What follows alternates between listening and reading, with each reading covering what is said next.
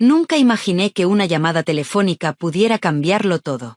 Ni que una risa, una sola risa, pudiera doler más que un diagnóstico médico.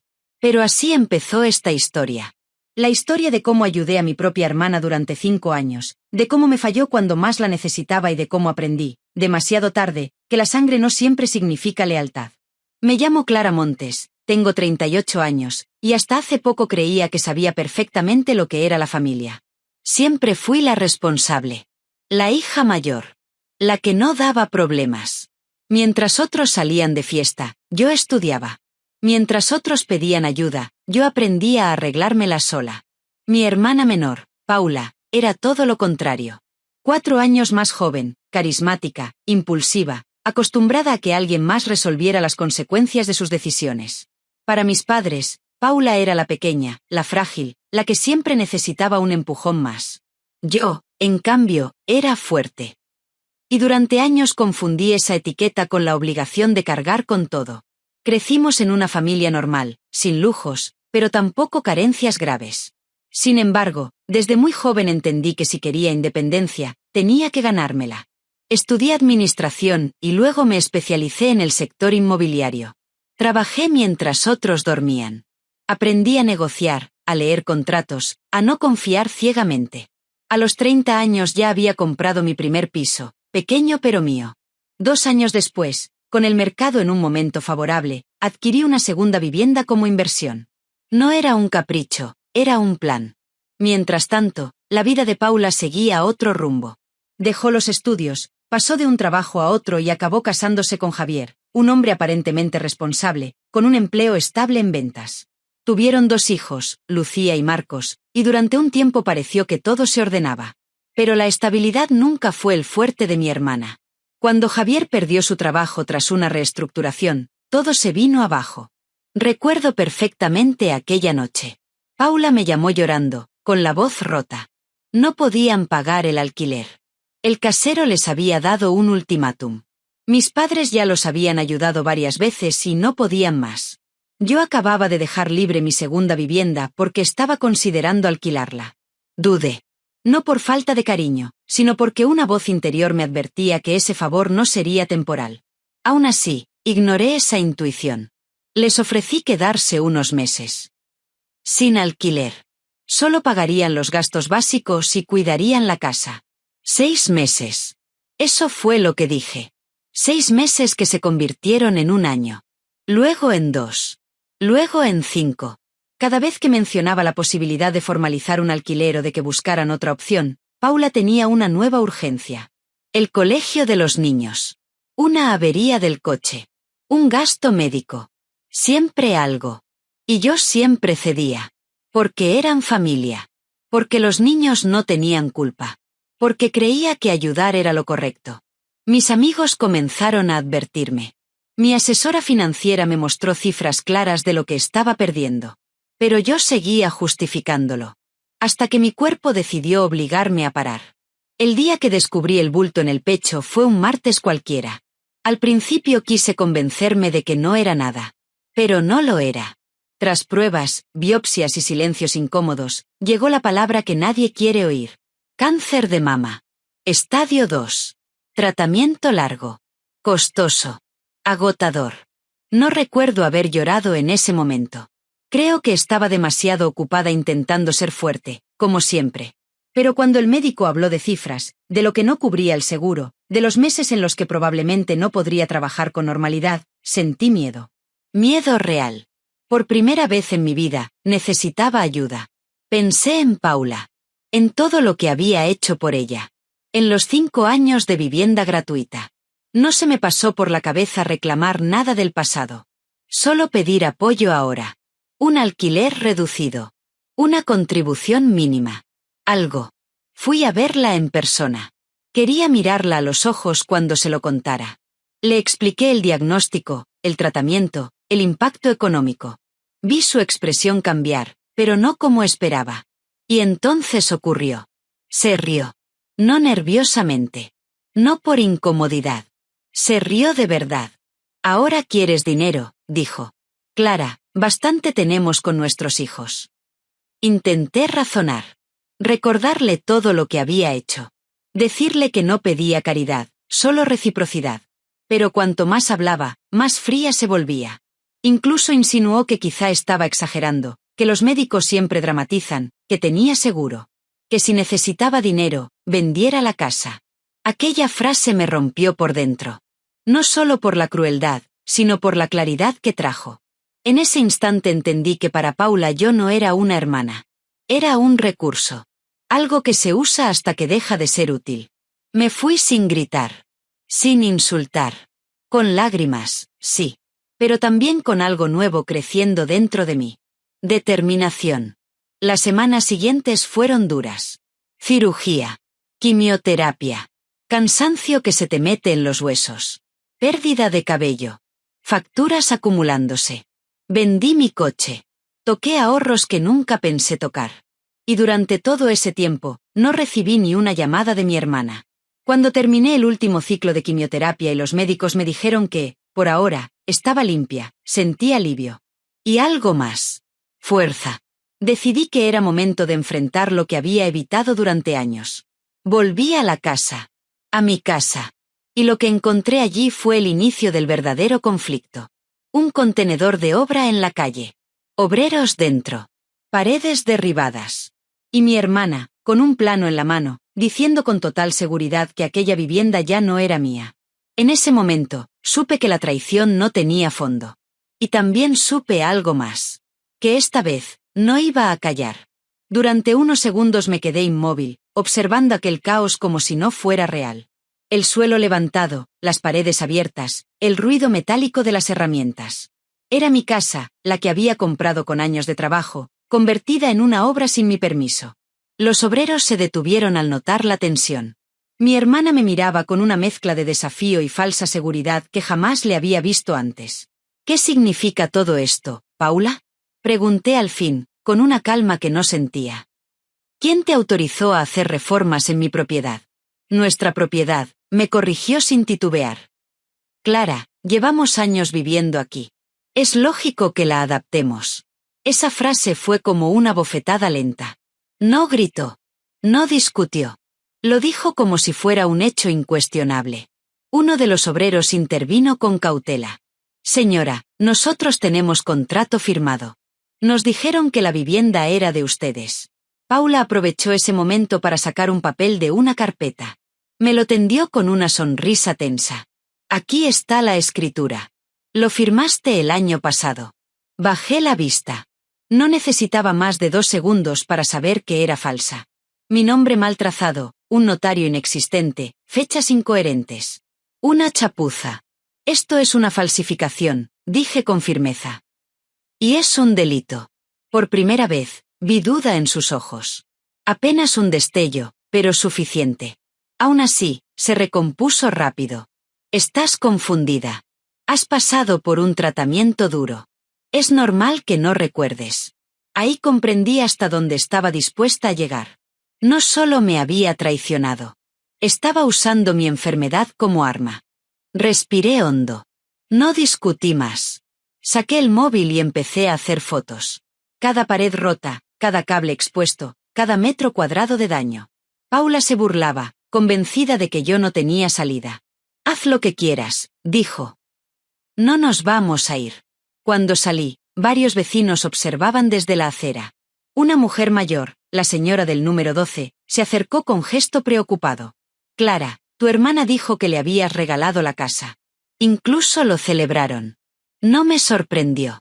Había construido su mentira con cuidado. No es cierto, respondí. He estado en tratamiento contra el cáncer. No he regalado nada. La expresión de la mujer cambió por completo.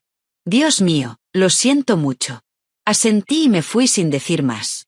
No necesitaba testigos. Necesitaba justicia. Conduje directamente al despacho de Laura, una abogada inmobiliaria con la que había trabajado antes. Cuando vio mi estado, canceló todo. Le conté cada detalle. Examinó la falsa escritura y negó con la cabeza. Esto es grave. No tienen ningún derecho. Y lo que han hecho es penal. Me explicó con claridad, no existía posibilidad alguna de que reclamaran la vivienda. Ni por tiempo, ni por uso, ni por nada. Además, el daño material era considerable. Vamos a actuar rápido, dijo. Desalojo, denuncia y reclamación civil. Esa noche casi no dormí. No por miedo, sino por una mezcla extraña de tristeza y lucidez. Pensé en los años en los que había callado. En cada vez que había puesto a otros por delante. Y entendí que no defenderme antes también había sido una forma de traicionarme a mí misma. Los días siguientes reuní pruebas. Capturas de redes sociales donde Paula presumía de viajes, compras, celebraciones. Todo mientras decía no poder pagar ni un euro de alquiler. Laura lo organizó todo con precisión quirúrgica. Cuanto más aportes, más claro será el patrón de abuso, me dijo. Una semana después, coordinamos la entrega del desalojo. Yo insistí en estar presente. No por venganza, sino por cierre. El día amaneció luminoso, casi irónico. El agente judicial llegó puntual. Paula abrió la puerta con una sonrisa confiada que se borró al ver los documentos. Tienen 30 días para abandonar la vivienda, leyó el agente. Además, se inicia una demanda por daños y alquiler no pagado. Paula gritó. Acusó. Lloró. Dijo que yo la dejaba en la calle, que era inhumana. Que siempre había sido egoísta. Javier, su marido, estaba pálido, en silencio. Cuando Laura explicó la demanda y mencionó la posible investigación penal por falsificación, el silencio cayó como un martillo. ¿Falsificación? Susurró Javier mirando a Paula. Ella no respondió. Mis padres llegaron poco después. No sabían toda la historia. Cuando la escucharon, vi en sus rostros algo nuevo. Culpa. Decepción. Te fallamos, me dijo mi madre más tarde. Pensamos que tú siempre podías con todo. Los niños aparecieron en el pasillo, confundidos. Me agaché a su altura. Todo va a estar bien, les dije. Los adultos tenemos que arreglar cosas. No era mentira. Solo incompleta. Cuando nos fuimos, sentí un peso levantarse. No alegría. Paz. Había puesto un límite. Tarde, pero firme. Sabía que lo peor aún no había pasado, pero también que ya no volvería atrás. Esa noche, mientras miraba el techo de mi habitación, pensé en cómo el cáncer me había cambiado. Me había quitado el miedo al conflicto. Me había enseñado que sobrevivir no es solo seguir respirando, sino elegir con quién caminas. Y por primera vez, supe que estaba preparada para lo que viniera. Después de aquel día, el silencio fue casi ensordecedor. Durante semanas no recibí llamadas de Paula, ni mensajes cargados de reproches, ni intentos de manipulación emocional. Nada. Su ausencia era tan absoluta como lo había sido su indiferencia cuando enfermé. Javier, en cambio, me escribió una sola vez, de manera escueta y correcta, para confirmar que habían recibido la notificación oficial y que estaban buscando una vivienda. No hubo disculpas explícitas, pero sí una resignación que hablaba por sí sola. Sonaba como un hombre que, por primera vez, entendía el precio de haber permitido que una mentira creciera durante años. Yo decidí concentrarme en algo que había dejado en segundo plano demasiado tiempo, mi propia recuperación. El tratamiento había terminado, pero las secuelas seguían ahí. Había días en los que levantarme de la cama requería más fuerza de la que quería admitir. El cansancio no era solo físico, era emocional, profundo, acumulado. Aún así, cada mañana sentía algo nuevo. No felicidad todavía, pero sí claridad. Una claridad incómoda, honesta, imposible de ignorar. Mi cuerpo empezó a responder poco a poco. El cabello volvió a crecer, diferente, más fino, como si también él hubiese aprendido algo durante la batalla. Mis manos dejaron de temblar. Mi reflejo en el espejo ya no me devolvía la imagen de una mujer frágil, sino la de alguien que había atravesado el miedo y seguía en pie. Por primera vez en mucho tiempo, no sentía culpa por priorizarme. El proceso legal avanzó sin sobresaltos. Las pruebas eran tan evidentes que no hubo espacio para interpretaciones ambiguas. La falsa escritura, las reformas no autorizadas, los años de uso gratuito, las publicaciones en redes sociales que contradecían su supuesta precariedad económica. Todo encajaba en un patrón claro. El juez dictaminó el desalojo definitivo, una compensación parcial por los daños y un plan de pagos por el uso indebido de la vivienda. No fue una victoria celebrada con euforia. Fue una resolución justa. Y eso, después de tantos años de desequilibrio, era suficiente. Tomé entonces una decisión que llevaba semanas rondándome la cabeza: vender la casa. Aquella vivienda ya no representaba una inversión ni un logro. Se había convertido en un símbolo de todo lo que había permitido por miedo a incomodar, por confundir amor con sacrificio. A pesar del estado en el que la dejaron, el mercado respondió bien. Cuando firmé la venta y vi las cifras reflejadas en la cuenta, sentí algo más valioso que alivio económico. Sentí cierre. Un cierre limpio. Mis padres vinieron a visitarme poco después. Por primera vez, no para hablar de Paula, sino para hablar de nosotros. De lo que no vieron. De lo que asumieron. Mi madre lloró al reconocer que siempre me había considerado la fuerte, sin entender que esa etiqueta también pesa. Mi padre admitió que habían confundido independencia con falta de necesidad. Aquella conversación no borró el pasado, pero alivió una herida antigua que nunca había terminado de cicatrizar. Con Paula no hubo reconciliación inmediata, ni promesas vacías. Meses después recibí una carta suya. No un mensaje impulsivo, sino una carta escrita a mano. Hablaba de terapia, de vergüenza, de haber vivido durante años convencida de que el mundo le debía algo. Reconocía el daño causado, sin excusas. No pedía volver a mi vida. Solo asumía la responsabilidad. La leí 2 veces, con calma. No sentí rabia. Tampoco necesidad de responder. Entendí que perdonar no siempre implica retomar el contacto, y que algunas distancias son necesarias para que la paz sea real. Mi relación con mis sobrinos fue distinta. A través de Javier, comencé a verlos en espacios neutros. Parques, cafeterías, tardes sencillas. No necesitaban explicaciones adultas. Solo saber que su tía seguía ahí, sin drama, sin reproches.